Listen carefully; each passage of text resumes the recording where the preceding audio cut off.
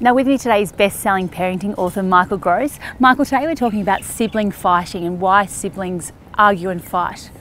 Yeah, sibling fighting and seems to come with the territory, the parenting territory. You know, I'm often asked, how do you stop sibling fighting? Well, the answer is having only one child.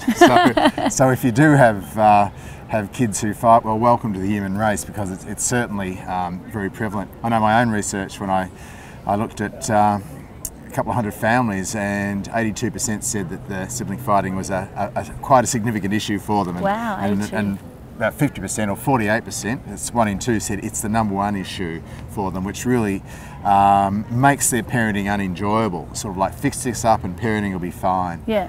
So I know the question I'm going to get in there is, you know, what do you do about it? I guess, look, there's help us. Help, yeah. Look, there's one of the issues that we've got to get around is the fact that kids are born with L plates when it comes to solving their problems, and they do fight. They always have and they always will. We as adults have got to, in some ways, help them to fight socially.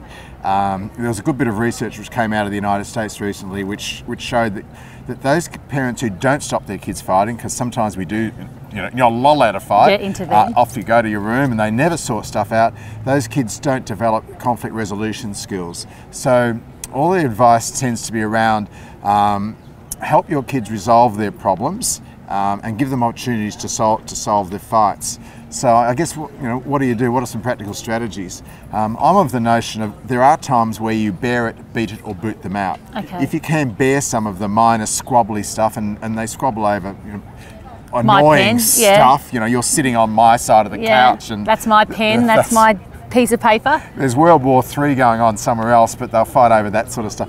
That's really annoying for us as parents. But sometimes you just bear that, or beat it, just go into another area of the house. Or sometimes it's an opportunity just to boot them out outside the fighting place, you guys. Just go and sort it out outside. And so bear it, beat it, or boot them out is one way of going. But if that's all you do, you need to do a little bit more, I believe. I think one of the issues is that you need to model good conflict resolution yourself. So don't scream. Keep screaming to a minimum. Kids need to be able to see adults resolve conflict by talking things through, sorting things out, swapping, negotiating. So you don't actually have to, you know, sort of put on fights to model it, but make sure kids do see you resolving issues without screaming, without resorting to power. Another issue is sometimes when kids come to you and they want to get you on side, avoid taking sides, because it's really difficult sometimes to work out who's done what, but rather help them sort out the issue themselves. So my notion is, I won't sort out your fight, but what I will do is help sort out your problem. Are you fighting over a better way of watching TV? Well, here's some suggestions. And coach your kids. What we do know is that some kids have no idea how to solve issues, and often those kids have no idea how to solve issues. We'll solve them with their fists as teenagers. And so what you do need to do is give kids opportunities to and coach them through by swapping. Maybe it's your turn to do it this time and your brother can do it tomorrow. Negotiating, all sorts of little ways of working through problems which we as adults do. You need to coach your kids about that. And talking, I mean, I know at our school they're very big on when there's any fighting going on, you know, talking about it rather than using your fist first. Yeah, and look, that's particularly boys. Boys will often very reflexive, and sometimes they will use their not just their fists, but their elbows and all. Headlock. And whole body is a nice way of putting it. And some of that you've got to let go. If you're always responding to that, sometimes you've just got to let that one go.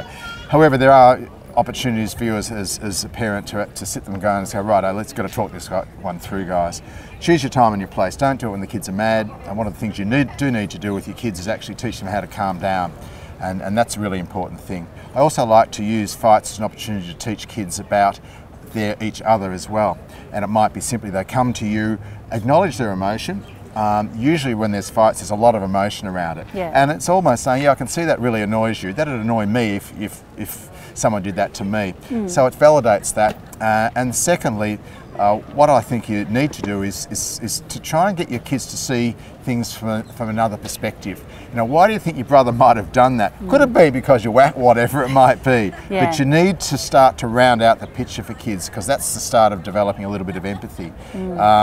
So it's not an easy thing, and I'm not suggesting that parents involve themselves all the time. There are times when it's, all right guys, I just can't deal with this, out you go. But there are those little, what I call coachable opportunities, when you can jump in and coach your kids to resolve some of their issues themselves.